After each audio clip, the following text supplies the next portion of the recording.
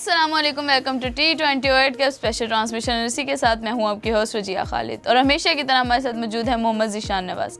तो बताइए ज़ीशान, कैसे हैं आप? तबीयत के लिहाज से तो अच्छा हूँ, लेकिन जज्बात एहसासात पाकिस्तानी अवाम की तरह अच्छे नहीं हैं। जी बिल्कुल ऐसा ही है।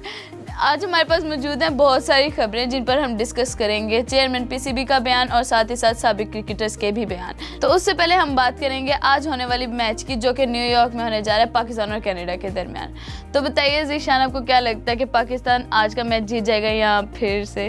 देखें वजिया, जिस तरह से आपने सवाल किया है ये ज़ुबान ज़द-ए-आम है और हर पाकिस्तानी यही सवाल कर रहा है। और पाकिस्तानी क्रिकेट की क्या हालत हो सकती है कि हम कनाडा की टीम के ख़िलाफ़ खेलने जा रहे हैं और सवाल किया जा रहा है कि हम जीत सकते हैं या जीत जाएंगे या हारेंगे। ये पोजीशन पे पाकिस्तानी टीम ला के खड़ी कर दी गई है, ये आँख खड़ी हो गई है। इससे पहले हम बड़ी बड़ी टीमों के ख़िलाफ़ खेलते थे, न्यूजीलैंड हो, इंग्लैंड हो, ऑस्ट्रेलिया हो या फिर दीगर जो साउथ अफ्रीका हो, तो हम उसके ख़िलाफ़ पूछते भी थे, मज़ा भी आता था कि बड़ी टीम के ख़िलाफ़ खेल रहे हैं या बड़ी टीम के ख़िलाफ़ हारते हैं या जीतते हैं, फ़ैसले होते थे इंडिया के ख़िलाफ़ तो ऑफ कोर्स। लेकिन अब हमारी पोजीशन ये हो चुकी है कि हम 2 वर्ल्ड कप के मैच खेल चुके हैं और दोनों में हार हुई है हमें। पहले हम यूएसए से हारे हैं, फिर उसके बाद हम इंडिया से हारे हैं। अब आवाम की उम्मीदें जो हैं वो टूट चुकी हैं पाकिस्तानी टीम से। अब आवाम पाकिस्तानी टीम से उम्मीदें लगाना ही नहीं चाह रही। इसी वजह से आप भी वही सवाल कर रही हैं जो पाकिस्तानी आवाम सवाल कर रही है कि क्या हम आज जीतेंगे या फिर आज हमारी दोबारा से हार हो जाएगी। ये सवाल आपने पैदा नहीं किया, ये सवाल पाकिस्तानी आवाम जो कर रही है उनका पैदा करदा भी नहीं है। ये सवाल पाकिस्तानी क्रिकेट टीम की परफॉर्मेंस ने पैदा किया है कि इस पोजीशन पे ख़ुद को ला के खड़ा कर दिया है कि हर बंदा सवाल कर रहा है क्या हम कनाडा से जीत सकते हैं या नहीं जीतेंगे। हालांकि कनाडा पहली मर्तबा पाकिस्तान के अगेंस्ट आने जा रहा है और वो 17वें-18वें नंबर की टीम है और पाकिस्तान 4थे नंबर की टीम है, 5वें नंबर की। और इसी तरह से अगर आप एक 17वें-18वें नंबर की टीम जो पहली मर्तबा वर्ल्ड कप में खेल रही है और आपके अगेंस्ट पहली मर्तबा खेल रही है और आप हैं वर्ल्ड क्लास, आप 2009 में चैम्पियन रहे, आप 3 फाइनल खेल चुके हैं, 3 सेमीफाइनल खेल चुके हैं और उसी के साथ आप 2022 में फाइनल मैच हारे हैं। तो आप 2024 में आपके पास आपका ऐसा वक्त आया हुआ है कि आप छोटी से छोटी टीम से भी हारने या जीतने की बात कर रहे हैं। ऑब्वियसली बात है, पाकिस्तान एक बड़ी टीम है, बड़ी साइड है, न्यूयॉर्क की पिच है और न्यूयॉर्क की पिच से गुज़श्ता रोज़ और उससे पहले जो 2 मैच हुए हैं बिल्कुल लो स्कोरिंग हुए हैं और लो स्कोर बनाने के बावजूद भी पहले बैटिंग करने वाली टीम वो मैच जीत गई है।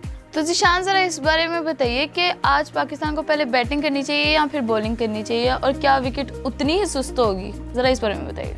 देखिए वजिया, जिस तरह से मैंने बताया है कि न्यूयॉर्क की जो पिच है वो कोई तासुर नहीं दे रही कि बैटर्स को फ़ायदा दे रही है या बॉलर्स को फ़ायदा दे रही है, लेकिन जिस तरह से बॉलर्स बॉलिंग कर रहे हैं तो नज़र आ रहा है कि बॉलर्स को बहुत ज़्यादा फ़ायदा मिल रहा है उस पिच का। अगर हम 2 दिन पहले के मैच की बात करें इंडिया और पाकिस्तान की, तो इंडिया ने 119 रन बनाए, 19 ओवर्स खेले और ऑल आउट हो गए। पहली मरतबा ऐसा हुआ है कि पाकिस्तान ने इंडिया को ऑल आउट किया, कम से कम स्कोर पर घेर लिया इंडिया को। फिर पाकिस्तान ने जब बैटिंग करने की पाकिस्तान की बारी आई तो पाकिस्तान 113 रन बना सका। तो इससे साफ नज़र आ रहा है कि बॉलर्स को फ़ायदा हुआ है। जब उससे अगले दिन यानी कि साउथ अफ्रीका और बांग्लादेश का मैच हुआ है तो वहाँ भी सिचुएशन कुछ इस तरह से ही थी। साउथ अफ्रीका ने पहले खेलते हुए 113 रन बनाए, फिर उसके बाद 113 रन चेज़ नहीं कर पाया बांग्लादेश और 109 रन बना सका। इस तरह से अगर देखा जाए गुज़श्ता 2 मैचों की सूरत हाल न्यूयॉर्क में इसी ग्राउंड पर खेले गए 2 मैचों की, तो लग ऐसे रहा है कि ये पिच बॉलर्स को फ़ायदा दे रही है, कोई तासुर नहीं दे रही, कुछ ऐसा नहीं है जिससे बैट्समैन को फ़ायदा हो। और रही बात आज के मैच की सूरत हाल की, तो आज पाकिस्तान पहले बैटिंग करे या पाकिस्तान आज पहले बॉलिंग करे तो पाकिस्तान को अच्छा खेलना होगा। पिच है, पिच की मुनासिबत से अगर देखा जाए तो ऑफ कोर्स आपको पहले टॉस जीत के पहले बैटिंग करनी चाहिए, बैटिंग करके एक अच्छा स्कोर करें और कम से कम स्कोर पे रोकें। अगर तो आपने अगर मगर की सूरत हाल में रहना है, टूर्नामेंट में रहना है, अगले मरहले में क्वालिफाई करना है, तो फिर आपको अच्छा टोटल करना होगा। पहले खेल के ज़्यादा से ज़्यादा स्कोर बनाने होंगे, 200 रन्स के करीब स्कोर बनाने होंगे और आपको कम से कम रन्स पे कनाडा को घेरना होगा। ज़ीशान के अगले मरहले में जाने के लिए भी सिर्फ कौम को ही दुआएं करनी पड़ेंगी फिर से? देखें, हर वर्ल्ड कप की तरह, हर टूर्नामेंट की तरह, हर बड़े टूर्नामेंट में जिसमें पाकिस्तानी टीम खेलती है, उसी की तरह पाकिस्तान का वो चौली दामन का साथ है कुदरत का और पाकिस्तान का। पाकिस्तान हमेशा से कभी बरह रास्त क्वालिफाई नहीं करता, अगर मगर की सूरत हाल से गुजर के करता है। कौम की दुआएं काम करें या ना करें, पाकिस्तान जो टीम है उसको अब अगर मगर की सूरत हाल से गुजरना पड़ेगा। अब आप अगला सवाल करेंगे कि अगर मगर की सूरत हाल में कैसे होगी और पाकिस्तानी की टीम कैसे अगले मरहले के लिए क्वालिफाई कर सकती है, तो उसकी सिचुएशन बता दें, सिनेरियो बता दें। तो कुछ सिनेरियो इस तरह से है कि हस्बे मामूल हर वर्ल्ड कप की तरह पहले आप जिस तरह से इंडिया के हारने की दुआ करते हैं कि पाकिस्तान से इंडिया हार जाए, उसी तरह से अब आपने दुआ करनी है कि आप इंडिया मैच जीत जाए। जी हाँ, आप इंडिया की पाकिस्तानी अवाम अगर उम्मीद लगाए बैठी है पाकिस्तान अगले मरहले में क्वालिफाई करेगा, तो फिर पाकिस्तानी अवाम को इंडिया के जीतने की दुआएं करना पड़ेंगी पहले तो, फिर उसके बाद आयरलैंड के लिए जीतने की दुआएं करना पड़ेंगी, फिर आयरलैंड को हमने हराना भी है फिर आयरलैंड के हारने की दुआ भी करनी पड़ेगी।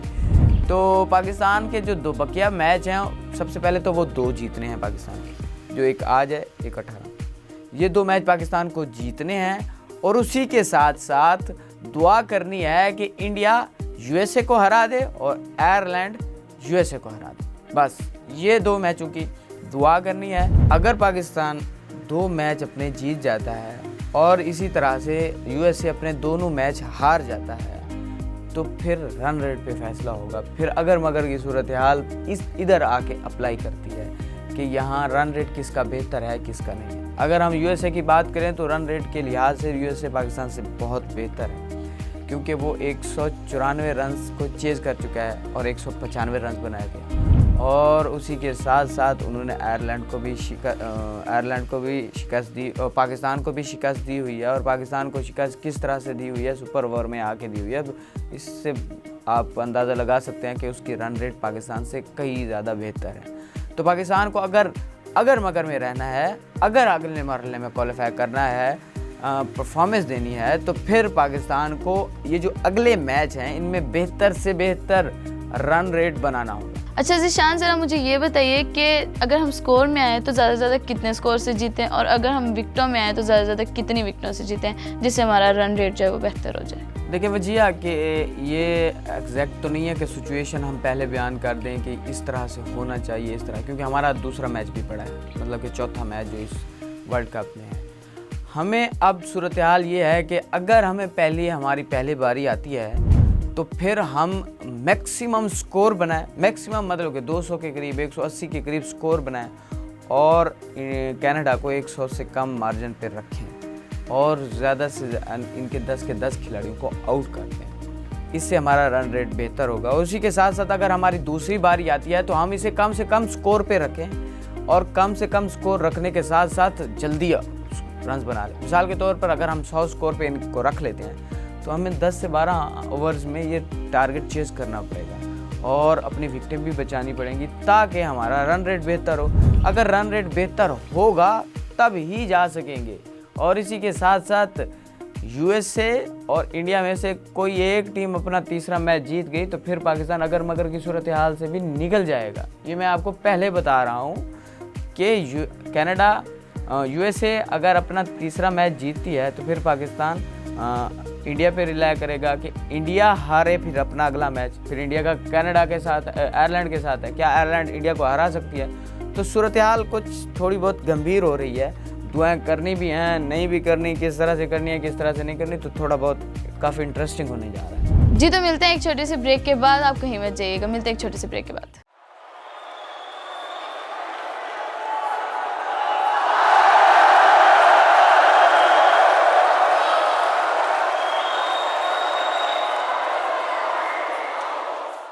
वेलकम बैक नाजरीन। टीम पाकिस्तान को छोटी नहीं बड़ी सर्जरी की ज़रूरत है, ये बात की है चेयरमैन पीसीबी मोहसिन नकवी ने।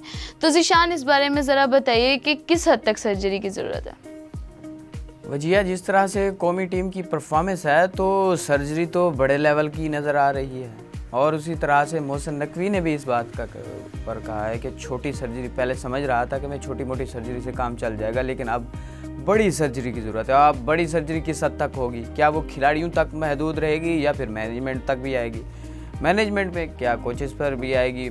कोचेस के साथ साथ क्या वो सिलेक्शन कमेटी तक भी जाएगी? तो बड़ी सर्जरी, इट मीन्स बड़ी सर्जरी, सब कुछ इसमें तब्दील होगा। बड़ी सर्जरी के हवाले से, टीम को तब्दील करने के हवाले से वसीम अकरम ने भी बयान दिया है। वसीम अकरम ने कहा कि खिलाड़ियों को, टीम को अब बड़ी तब्दीलियां करनी पड़ेंगी, तब जाके कौम ठीक होगी, कौमी टीम। खबर तो ये है कि बहुत से खिलाड़ियों को अपनी जगह बरकरार रखने के लाले पड़ गए हैं। अब आप आगे सवाल करेंगी, सबसे पहले तो हमें यही बताते जाएं कि कौन कौन से खिलाड़ी हैं जो कौमी टीम में नहीं जगह बना सकेंगे। हम अगर इस 15 के स्क्वाड में देखें तो तकरीबन 11 से 12 खिलाड़ी हैं जो खेलते रहे हैं, बाकी तो 3 से 4 तो सैर सपाटे करने गए हैं, चाहे वो इंग्लैंड हो या फिर वो अमेरिका हो, तो बस सैर करने के लिए गए हैं, वो तो खेले ही नहीं हैं बेचारे। अब्बास अफरीदी को देख लें, इब्रार अहमद को देख लें, वो तो बेचारे खेले ही नहीं हैं, वो तो सिर्फ ऐसे अमेरिका सैर करने गए हैं। और रही बात दूसरे खिलाड़ियों की, तो थोड़ा बहुत चेंज हुआ है। सबसे पहले तो आप साइम अयूब को देख लें। साइम अयूब को मुसलसल मौका दिया गया, मुसलसल मौका दिए जाने के बावजूद वो नाकाम रहे। फिर उसके बाद आप यूएई से इम्पोर्टेड थे तो पाकिस्तानी, उन्हें पाकिस्तान से खेलने का मौका दिया गया। आओ खेलो, मौका है आपके पास, सब कुछ है। उस्मान खान को इंग्लैंड के खिलाफ सीरीज़ दी, मौका दिया, उसी के साथ साथ आयरलैंड के खिलाफ सीरीज़ में भी मौका दिया, उसी के साथ साथ उससे पहले न्यूजीलैंड के खिलाफ सीरीज़ में भी मौका दिया, फिर इन 3 सीरीज़ों के बाद वर्ल्ड कप में भी मौका दिया, लेकिन वो मुसलसल नाकाम दिखाई दे रहे हैं। अब उन्होंने बड़ा फैसला किया, बोल्ड डिसीजन लिया इस पाकिस्तानी सितारे की खातिर, लेकिन उसके लिए भी कुछ अच्छी जगह नहीं है। उसके लिए भी अब इम्तिहान खड़ा होने जा रहा है कि आप आएँ, प्रैक्टिस करें, मौका दें, डोमेस्टिक खेलें, डोमेस्टिक खेलने के बाद फिर जाके आप अपनी टीम में जगह बनाएं, तब जाके। क्योंकि आपको जिस तरह से पीएसएल की परफॉर्मेंस पे मुंतखब किया गया था, लेकिन अब आपको डोमेस्टिक खेलना पड़ेगी, और वो डोमेस्टिक खेल के जगह बनाता है तो वेल एंड गुड है। और हम भी चाहते हैं कि डोमेस्टिक खेल के डोमेस्टिक परफॉर्मर हैं, अगर तो डोमेस्टिक परफॉर्मर टीम में शामिल होते तो ये इंडिया से जिस तरह से हारे हैं, ये हार हमें ना होती। फिर उसके बाद थोड़ा सा नीचे आ जाएँ तो फिर आज़म खान, जिसके बारे में सबसे ज़्यादा कंसर्न है पाकिस्तानियों को, उसी के साथ साथ दीगर खिलाड़ी, इनको काफ़ी मुश्किल होगा कि टीम में जगह बनाना। आज़म खान पर तो ये कहा जाएगा, तो सबसे पहले तो आप अपनी फ़िटनेस पे काम करें, फ़िटनेस पे काम करने के बाद तब जाके आप टीम में आएँ। क्योंकि अक्सर औकात ऐसा होता है कि कोई भी बड़ा खिलाड़ी होता है, जितना भी होता है, आप उसको फ़िटनेस की वजह से बाहर निकाल देते हैं, लेकिन आज़म खान पर फ़िटनेस भी नहीं है, फ़िटनेस की वजह से वो बाहर है और टीम में शामिल है फ़िटनेस ना होने के बावजूद। तो अब उसे कहा जाएगा कि आप अपनी फ़िटनेस पर करें। फिर उसके बाद आप थोड़ा सा नीचे आएँ तो इमाद वसीम वैसे ही टीम में अब शामिल हैं, लेकिन वो वर्ल्ड कप के लिए आए थे, वर्ल्ड कप के बाद वो वैसे ही चले जाना है उन्होंने, तो वो 2 से 3 मैच जो वर्ल्ड कप में रहते हैं वो वही खेलेंगे। फिर उसके साथ साथ शादाब खान के हवाले से अक्सर बाबर आजम को भी ताना दिया जाता है कि आप यारी दोस्ती की टीम को टीम में शामिल लेके आते हैं, यारी दोस्ती को अहमियत देते हैं। अब अगर जिस तरह से बासित अली ने कहा है कि अगर आपने इंडिया के खिलाफ शादाब खान को एज अ बॉलर नहीं खिलाया, एज अ बैट्समैन खिलाया, तो इसका मतलब है कि यारी दोस्ती को अहमियत दी, टीम में यारी दोस्ती चल रही है। तो इस तरह से देखा जाए तो शादाब खान को अपनी जगह बरकरार रखने के लिए भी स्ट्रगल करनी पड़ेगी और उसको डोमेस्टिक में जाके खेलना पड़ेगा और परफॉर्मेंस दे के फिर आना पड़ेगा। इस तरह से आप पीएसएल की परफॉर्मेंस पे टीम में खेल जाते हैं। पीएसएल ठीक है, प्लेटफॉर्म है, पाकिस्तानी प्लेटफॉर्म है, सब कुछ है, लेकिन आपको डोमेस्टिक खेलना पड़ेगी, 4 डे क्रिकेट खेलना पड़ेगी। उसी के साथ साथ चाचा इफ्तिखार, जिसे मैच फिनिशर के तौर पे हम जानते हैं, मैच फिनिशर के तौर पे टीम में रखा हुआ है, लेकिन तारीख गवाह है कि कभी उन्होंने मैच फिनिश नहीं किया, कभी भी मैच उन्होंने नहीं जिताया जिससे लगा हो कि उन्होंने मैच जिताया हो। इंग्लैंड के खिलाफ मुझे सीरीज़ एक मैच याद है जब उन्होंने लाहौर में इनिंग्स खेली थी, लेकिन वो भी पाकिस्तान मैच हार गया था और वो जल्दी आउट हो गया, मैच तब भी फिनिश नहीं किया था। नेपाल के खिलाफ एशिया कप पे उन्होंने 150 स्कोर की जो इनिंग्स खेली थी, उससे ये था कि वो इनिंग्स अच्छी खेल गए हैं, लेकिन वो नेपाल के खिलाफ थी, छोटी टीम के खिलाफ थी और उसी के साथ वो वनडे में थी, T20 में फिर भी नहीं। तो इफ्तिखार के लिए जगह बरकरार रखना भी मुश्किल हो गया। इन तमाम जो मैंने 4, 5, 6 नाम लिए हैं, इन तमाम को मुश्किल पेश आ रही है। अब ये कड़े इम्तिहान से गुजरेंगे, यानी कि वो डोमेस्टिक खेलेंगे, 4-डे क्रिकेट खेलेंगे, तब जाके अगर टीम होगी। उसी के साथ साथ कप्तानी पर भी सवालात उठ रहे हैं कि क्या कप्तानी इसी तरह से होगी, क्या कप्तानी बरकरार रहेगी बाबर आजम के पास। बाबर आजम को इस्तीफ़ा दे देना चाहिए, बाबर आजम को स्टेप डाउन कर देना चाहिए विराट कोहली की तरह और वो आके एज अ प्लेयर खेलें। तो ये भी एक सवाल है और इस पर भी बात होगी। अब तो ये है कि जब टीम वापस आएगी वर्ल्ड कप से तो फिर रिपोर्ट होगी कि रिपोर्ट होने के बाद किस टीम ने क्या परफॉर्मेंस, कौन से खिलाड़ी ने क्या परफॉर्मेंस दी है और किसका क्या किरदार रहा है, रवैये किसके किस तरह से हैं। और इसी के साथ साथ सिलेक्शन कमेटी पर भी सवालात उठ रहे हैं। सिलेक्शन कमेटी को भी उड़ा देना चाहिए ये कहा जा रहा है और मेरे ख्याल में भी सिलेक्शन कमेटी को उड़ा देना चाहिए। आप 6 से 7 बंदों की टीम बिठा दें और आपसे एक अच्छी टीम सेलेक्ट ना हो पाए। ऐसे प्लेयर जो आपके प्रेशर में खेलते हैं, आपको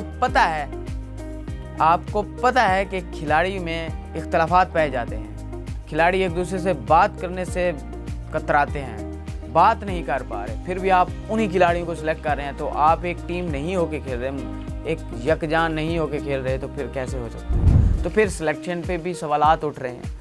आप वहाब रियाज साहब ने कहा था कि आप अगर हम ना जाते काकुल तो वहाँ पे ऐसा फील हो रहा था कि कोई बड़ी जंग हो जाती, जिस तरह से बड़ी लड़ाई हो जाती। तो भाई वो लड़ाई उस वक्त तो जंग नहीं होती, आप पहुँच भी गए थे काकुल। अब यहाँ जंग का कौन जवाब देगा? ये जो जंग चल रही है, टीम पाकिस्तान बुरी परफॉर्मेंस दे रही है, इसका कौन जवाब देगा? इसका भी जवाब आप देंगे ना। उस वक्त तो आप गुस्सा कर रहे थे, अब इसका गुस्सा किस पे निकालेंगे जब आपकी परफॉर्मेंस है? आप सीनियर मैनेजर बन के टीम के साथ मौजूद हैं, आप क्या देख रहे हैं? सबसे पहले तो वहाब रियाज समेत जो इसकी सिलेक्शन कमेटी है इसको उड़ा देना चाहिए और फिर उसके बाद एक सीनियर ये खुद खेलते रहे हैं। वहाब रियाज PSL खेल रहा था, मिनिस्टर बन गया, PSL खेल रहा था तो उसी के साथ साथ वो आपने उसे चीफ सेलेक्टर बना दिया है। अब आप वो जो खुद खेल रहे थे, खुद के मफाद थे, उनको खुद को आप इन्हें दे रहे हैं। किसी सीनियर खिलाड़ी को लगाएं जो समझता हो कि प्लेयर को कैसे निकालना है, कैसे जज करना है। इन्हें खुद अभी जज करना ही, ये खुद आज से कुछ 6 माह पहले, मतलब कि पिछले वर्ल्ड कप से पहले तक तो ये उम्मीद में थे कि मैं टीम में आऊँगा, ये टीम में सिलेक्ट करेंगे। गुस्सा आता है इस पर, पाकिस्तानी अवाम को इस बात पे तो गुस्सा आता है। वर्ल्ड कप जो वनडे वर्ल्ड कप था उससे पहले तो ये उम्मीद में थे कि मैं वनडे वर्ल्ड कप खेलूंगा और मुझे सिलेक्ट किया जाएगा। फिर रोते हुए आपने रिज़ाइन दिया था कि मैं उम्मीद में था, मुझे नहीं सिलेक्ट किया गया तो अब मैं रिज़ाइन देने वाला हूँ। फिर रिज़ाइन ऐसा, आप मिनिस्टर भी थे और उम्मीद में भी थे मैं वर्ल्ड कप खेलूंगा। मिनिस्टर होने के बाद आपने रिज़ाइन दिया, फिर भी आप उम्मीद में, फिर आप सिस्टम में आ गए। सिस्टम में ऐसा है कि आपको समझ ही नहीं लग रही कौन सा खिलाड़ी किसके साथ है, क्या क्या ग्रुपिंग है। ग्रुपिंग होने के बावजूद भी आप टीम को ठीक नहीं कर पा रहे, खिलाड़ी बात नहीं कर सकते।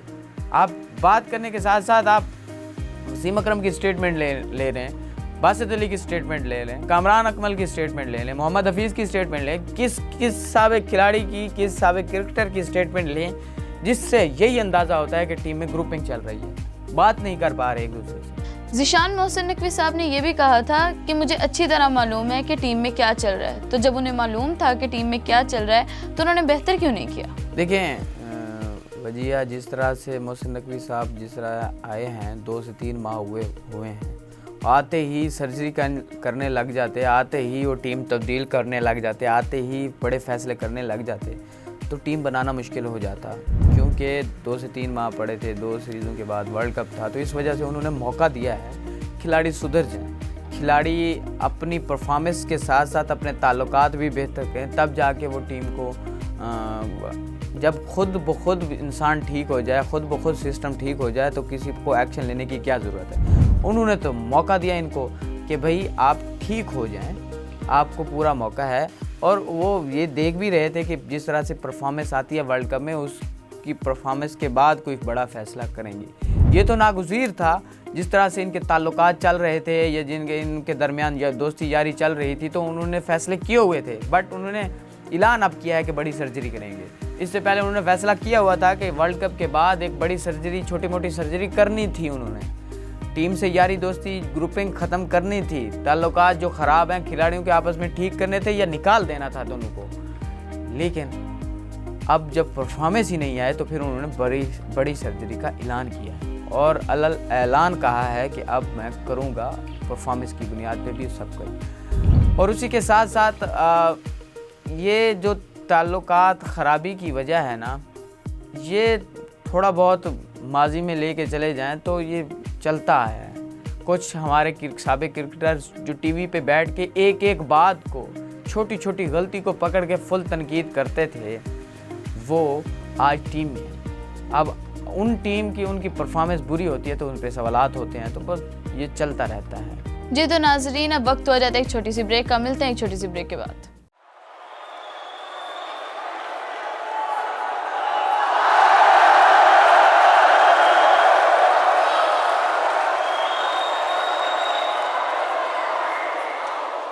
वेलकम बैक नाजरीन। अब हम बात करेंगे साबिक क्रिकेटर्स के बयानात पर। बासित अली ने कहा है कि टीम में यारी दोस्ती चल रही है, तो बताइए ज़ीशान, क्या ऐसा है? बासित अली के इस बयान से ज़्यादा जो सख्त बयान है ना, वो वसीम अकरम का है। वसीम अकरम ने कहा है कि मुझे शर्मिंदगी हो रही है पाकिस्तानी में। ये सख्त बयान, ये इमोशन से भरा बयान, ये जज्बात, ये ऐसा बयान है कि आप किसी से बहुत ज़्यादा उम्मीद लगा लेना और जब आपकी उम्मीद टूटती है तब ऐसा बयान आता है। ऑस्ट्रेलिया से, मेरे ख्याल में ऑस्ट्रेलिया से वो अमेरिका पाकिस्तानी टीम को सपोर्ट करने के लिए स्पेशली पाकिस्तान और इंडिया के मैच में गए, लेकिन सूरत हाल ये थी कि पाकिस्तान 120 रन भी नहीं बना पाए और उन्होंने खुली तनकीद की है, खुल के, जिस तरह से कहते हैं। नवजोत सिंह सिद्धू के साथ वो खड़े थे और सिद्धू साहब सवाल करते हैं कि पायन, अब तो आपको आगे जाना, क्वालिफाई करना भी मुश्किल नज़र आ रहा है, तो क्या लगता है कोई तब्दीली की ज़रूरत है? तो उन्होंने कहा है कि पाकिस्तानी टीम का कोई दुश्मन नहीं है, इन्हें दुश्मन की ज़रूरत ही नहीं है, ये अपने दुश्मन खुद हैं। अब इनके मुंह में चूसनी डालें क्या? इनको मैं बताऊं कि कैसे खेलना है, किस तरह से बैटिंग करनी है। 8 से 10 साल हो गए इनको खेलते हुए और इनसे बैटिंग नहीं हो पा रही, इनसे खेला नहीं जा रहा, इनसे 120 रन चेज नहीं हो पा रहा, छक्के नहीं लग रहे, इनसे शॉट नहीं लग रही। मोहम्मद रिजवान पे तो उन्होंने खुल के तनकीद किया। उन्होंने कहा है कि आपका बेहतरीन बॉलर, मुखालिफ टीम का बेहतरीन बॉलर लगा हुआ है, विकेट निकालने के लिए आया, इन्हें भी पता है कि वो विकेट निकालने के लिए आया, उसको आप गैर जिम्मेदाराना शॉट्स खेल के, गैर जिम्मेदार तरीके से खेलते हुए विकेट गंवाते हैं और छक्का मारने की कोशिश करते हैं। आप दूसरे ओवर भी तो ऐसे ही गुजार रहे थे ना, सिंगल कर करके, तो ये भी सिंगल कर करके गुजार देते, तो इस वजह से वो काफ़ी सख्त हैं। और उन्होंने तो बड़ी तब्दीली का कहा है। उसने कहा हार तो हम वैसे भी रहे हैं, अब हमें नए लड़के लाने चाहिए, बड़ी तब्दीली करनी चाहिए। तो क्या होगा, ज़्यादा से ज़्यादा हार जाएंगे ना। हार तो हम बड़ी टीम के साथ भी रहे हैं, तो क्या बच्चों के साथ आगे छोटी टीम के साथ हारेंगे तो ये होगा, तो वो सीख तो रहे होंगे। इन्हें तो सिखाने की क्या, अब इनको क्या सिखाया जाए, इनको गेम के प्लान के बारे में क्या सिखाया जाए? इतनी उम्र हो चुकी है, इतने अरसा हो गया है ये क्रिकेट खेलते हुए। उसी के साथ साथ जिस तरह से आपने बात की बासित अली की, तो बासित अली ने भी इसी तरह से सख्त रिमार्क्स दिए। वो तो रोने भी लग गए थे, उन्होंने वो इमोशनल हो गए थे और बताया कि जब भी हम टीम पर तनकीद करते हैं तो हमें गद्दार कहा जाता है। और उन्होंने कलमा पढ़ के कहा है कि मैं पाकिस्तानी है, पाकिस्तानी था, पाकिस्तानी हूँ, पाकिस्तानी रहूँगा। और हम टीम की बेहतरी चाहते हैं, हम टीम पर तनकीद करते हैं तो बेहतरी के लिए करते हैं, हमें इनसे उम्मीदें हैं। टीम में यारी दोस्ती चल रही है। यारी दोस्ती में वो शादाब खान के हवाले से उन्होंने बयान दिया था कि शादाब खान टीम में शामिल थे।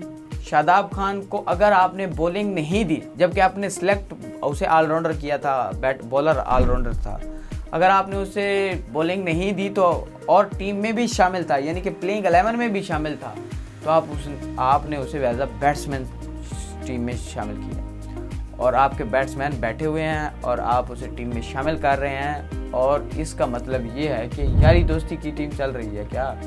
यारी दोस्ती चल रही है क्या? तो इस पर बाबर आजम पर भी सवालात होते हैं कि आप हर जगह पे मौका पे शादाब खान को सपोर्ट करते हैं बाबर आजम, तो इस वजह से यारी दोस्ती का कहा गया था। और उसी के साथ साथ दीगर जो खिलाड़ी थे, कामरान अकमल ने भी कहा था कि सिस्टम से बाहर जब निकलेंगे तो इसी तरह से होगा। जिस तरह से आप सिस्टम से बाहर निकलेंगे, सिस्टम से आउट टीम को सिलेक्ट करेंगे, सिस्टम से बाहर सिलेक्शन का क्राइटेरिया बनाएंगे, तो इसी तरह से होगा। जो 4 डे क्रिकेट नहीं खेल रहा उसे क्या पता स्ट्राइक रोटेट करना कैसी होती है।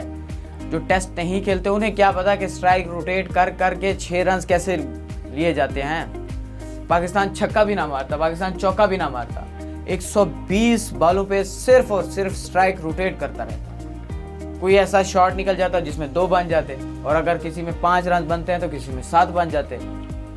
बाई दी वे गलती से अगर इनसे शॉट लग भी जाता तो चौका हो जाता, उनकी मिसफील्ड हो जाती और उससे चौका लग जाता। लेकिन इनको स्ट्राइक रोटेट करना ही नहीं है, कुछ भी नहीं था। इन्हें छक्के नहीं मारने चाहिए थे, ना मार सकते थे। ये मार सकते होते तो जीतना गया होते। तो इन्हें स्ट्राइक रोटेट करने के लिए 4 डे क्रिकेट खेलना होगी, फिर जाके ऐसा होगा। आप देख लें, गैर जिम्मेदाराना शॉट्स खेली गई हैं और इनसे शॉट लग ही नहीं रही थी। जब इन्हें सिंगल की ज़रूरत थी ना पाकिस्तानी टीम को इंडिया के खिलाफ मैच में, तो ये छक्के मारने की कोशिश कर रहे थे, और जब इन्हें सिंगल की छक्कों की ज़रूरत थी तो ये सिंगल बना रहे थे और सिंगल भी नहीं बन पा रहे थे। एक इरफान ज़हीर हमारे साथ गुज़श्ता रोज़ प्रोग्राम में भी मौजूद थे। उन्होंने कहा है कि टीम लड़ती हुई आउट हो जाती ना, सारी की सारी, चलो छक्का मारते हुए आउट हो रहा है ना, आउट हो रहे हैं ना, छक्का मारते हुए बाउंड्री से आउट हो गया, कुछ भी शॉट तो लगाई है ना, तो फिर कहा जा सकता है कोशिश कर रहे हैं। इनसे शॉट ही नहीं लग रही थी, इनसे बॉल टच ही नहीं हो रही थी, तो इनसे क्या उम्मीदें लगाई जा सकती हैं। और अगर हम बात करें मोहम्मद हफीज़ की, तो मोहम्मद हफीज़ जिस तरह से तपे हुए हैं ना, अनबिलीवेबल। हर पाकिस्तानियों की सही तर्जमानी या तो वसीम अकरम ने की है या मोहम्मद हफीज़ कर रहे हैं।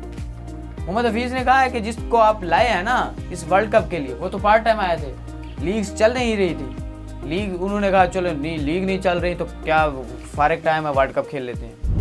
वो जो जब इन्हें टीम में लाने के लिए कोशिशें की गई, टीम में लाने का कहा गया, आप आएँ वर्ल्ड कप, आप अपनी रिटायरमेंट वापस लें, तो तब ये लीग खेल रहे थे, सीरीज खेलते नहीं थे। लीग क्रिकेट खेलते खेलते खेलते जब इन्हें पता चला कि अब इस दौरानिए के दौरान जब वर्ल्ड कप होगा कोई लीग नहीं हो रही है, तो फिर इन्होंने कहा कोई बात नहीं, अब हम रिटायरमेंट वापस लेते हैं और लीग खेल लेते हैं, वर्ल्ड कप खेल लेते हैं। अब ये वर्ल्ड कप खेलें, फिर इसके बाद देखिएगा कि ये रिज़ाइन करेंगे, फिर ये लीग खेलने लग जाएंगे। सिचुएशन तो ये है टीम में। आप इनको लाए हैं, इनसे परफॉर्मेंस तो दें। इमाद वसीम का आज का मसला नहीं है ये जो कमर दर्द का है, ये नी दर्द का आज का मसला नहीं, ये 4 से 5 साल पहले का है, जब मोहम्मद वसीम चीफ सेलेक्टर थे तब का ये मसला है। मोहम्मद वसीम ने कहा है कि मैं इसे, साबिक क्रिकेटर थे वो, चीफ सेलेक्टर भी हमारे रहे हैं, उन्होंने कहा है कि मैंने इसे कहा था कि आप अपनी पहले फिटनेस पे काम करें फिर जाएं टीम में। मैंने 4 साल पहले इन्हें टीम से ड्रॉप इसी वजह से किया था, लेकिन ये फिर भी जुड़े हुए हैं, फिर भी ये कर रहे हैं। आज देखें, ये अगर ठीक होते तो कम से कम जिस तरह से ये रन नहीं ले पा रहे थे, सिंगल नहीं कर पा रहे थे, अगर ये ठीक होते तो कम से कम ये सिंगल तो लेते, डबल करते। डबल करके 23 बॉलें खेली हैं और 15 रन बनाए हैं। बाज़ जगहों पे तो डबल स्कोर करना चाहिए, तो ये डबल स्कोर कर ही नहीं पाए। तो इन्हें कम से कम 23 रन बनाने चाहिए थे। 23 रन बनाते, 15 जिस तरह से अभी बनाया है, तो कम से कम 8 रन बना लेते ना ये। तो 8 रन का जो ये मार्जिन रहा है, 8 रन पाकिस्तान 6 से हारा है, 7 से जीत जाता, तो ये 8 रन का मार्जिन है। इफ्तिखार को देख लें, इफ्तिखार पे वसीम अकरम ने काफ़ी तनकीद की है कि इफ्तिखार को अब क्या समझाया जाए कि गेम का क्या प्लान होता है। आप फिनिशर के तौर पे खेल रहे हैं, किस तरह से, इसी तरह से होता है। 9 बॉलें खेल के 5 रन बना रहे हैं, और सेकंड लास्ट ओवर में इन्होंने एक शॉट बॉल मिस भी कर दी थी, बिल्कुल इसके सामने से गुजर रही थी, लेकिन वो स्लो बाउंसर था। आपसे स्लो बाउंसर था, खेला नहीं, आप इस उम्मीद पे थे कि वाइड बॉल जाएगी। आप मेन मैच में खड़े हुए हैं, बॉल को लपके मारे, मौका मिल रहा था, आप बॉल मिस करने के बाद एक्शन बना रहे हैं, ऐसे ऐसे खेल सकता था, ऐसे ऐसे, लेकिन आप खेल नहीं रहे मैच से पहले उस बॉल को। मैच पे आप खेलते तो पता चलता ना, आप कम से कम बैट तो देते, एज लग जाता, एज लगते हुए चौका हो जाता, छक्का हो जाता, कुछ भी हो जाता, सिंगल हो जाता, स्ट्राइक रोटेट हो जाती, आगे आके कुछ दूसरा बॉलर मार जाता, लेकिन आपने उस स्ट्राइक रोटेट ही नहीं की। सबसे ज्यादा तो मोहम्मद रिजवान पे भी तनकीद हो रही है। मोहम्मद रिजवान ने जिस गैर जिम्मेदाराना बैटिंग करके आउट हुआ है ना, मैच वहीं से, वसीम अकरम कहते हैं मुझे पता चल गया था, ये वहीं से मैच पाकिस्तान अब कुछ अनहोनी होने वाली है। पाकिस्तान जीता मैच हारने वाला है। सारे कह रहे थे पाकिस्तान जीत रहा है, लेकिन पाकिस्तानियों को यकीन नहीं था पाकिस्तानी टीम पे। इंडिया के देख कह रहा था, गैर मुल्की कह रहे थे, सब कह रहे थे पाकिस्तान जीत जाएगा, 120 रन का टारगेट है। लेकिन पाकिस्तानी कमेंटेटर, पाकिस्तानी साबिक क्रिकेटर, पाकिस्तानी अवाम, पाकिस्तानी सहाफ़ियों को यकीन नहीं था अपनी टीम पे। उन्हें पता था कि ये हार जाएंगे, और वही हुआ जिनकी उम्मीद लगाई जा रही है, जिनके बारे में सोचा जा रहा था। पाकिस्तानी टीम हार गई, 120 रन का टारगेट भी चेस नहीं कर पाई। साबिक क्रिकेटर भी यही है, ये इसी टीम में से खेल के हैं, जिन्हें आज ये बातें सुनाते हैं ना, ये बातें करते हैं, ये हो जाएगा गेम प्लान, ये वो स्ट्राइक रेट, ये वो ही साबिक क्रिकेटर इसी टीम में खेल के गए हैं। उन्हें पता है क्या कुछ होता है, उन्हें पता है क्या कुछ चल रहा है, उनके भी ताल्लुकात हैं, उनके भी ज़रा हैं, सब कुछ उनका है। उन्हें पता है कि टीम में किस किस के दरमियान लड़ाई है, उन्हें पता है कि टीम में कौन कौन आपस में बात नहीं करता। बस क्या करें, पाकिस्तान की वजह से सपोर्ट करते हैं, पाकिस्तान की वजह से पाकिस्तान की टीम को बैक करते हैं। वरना तो क्या था, आप यहाँ से वापस आएंगे, डोमेस्टिक में आप खेलने लग जाएं, आपको डोमेस्टिक बॉलर भी मारेगा। अगर तो आप बॉलर हैं तो वो बैट्समैन आपको मारेगा। जिस अंदाज में ये पाकिस्तानी डोमेस्टिक प्लेयर का आपने मेरिट का कत्ल किया है ना, मेरिट ना होने के बराबर है अब टीम में। मेरिट होता तो कामरान गुलाम होता अब टीम में, मेरिट होता तो साहबजादा फरहान होता टीम में, मेरिट होता तो दीगर उसामा मीर होता टीम में। क्या समझते हैं जी? तो नाज़रीन, वक्त हो जाता है एक छोटी सी ब्रेक का, मिलते हैं एक छोटी सी ब्रेक के बाद।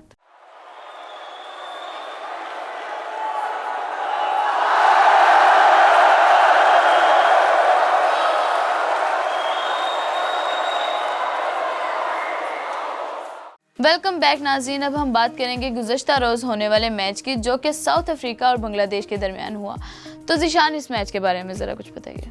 जी वजिया, न्यूयॉर्क इसी स्टेडियम में जहाँ पे पाकिस्तान और इंडिया का मैच हुआ था, उसी स्टेडियम में साउथ अफ्रीका और बांग्लादेश के दरमियान मैच हुआ, और वो भी पाकिस्तानी मैच की तरह लो स्कोरिंग मैच था।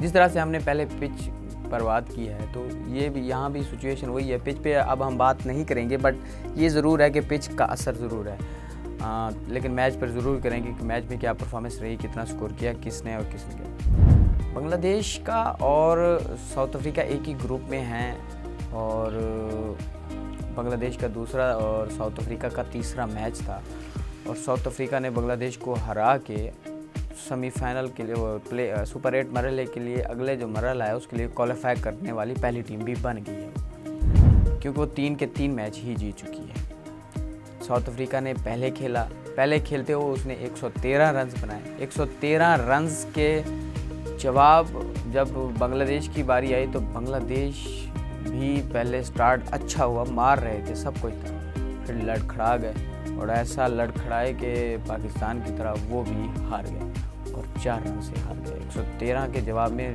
बांग्लादेश ने 109 रन दिए। सिचुएशन देखें वजिया के 6 विकेटें हाथ में हैं, 30 बालें हैं आपके पास, और 31 रन चाहिए, आप फिर भी मैच हार गए। सिचुएशन दूसरी तरफ अगर देखें तो 4 ओवर यानी कि 24 बालें हाथ में हैं, 27 रन पड़े हुए हैं, और 6 विकेटें आपके हाथ में हैं, फिर भी मैच हार जाते हैं। करीब आए, 3 ओवर आपके पड़े हुए हैं, 18 बालें, और पिछले ओवर में 7 रन बन के, यानी कि 20 रन आपको 18 बालों पे चाहिए, और 5 विकेटें आपको चाहिए, पड़ी हैं आपके पास, और आप मैच हार जाते हैं। वो जो 18वां ओवर रबाडा ने करवाया है ना, वो मैच का टर्निंग पॉइंट था।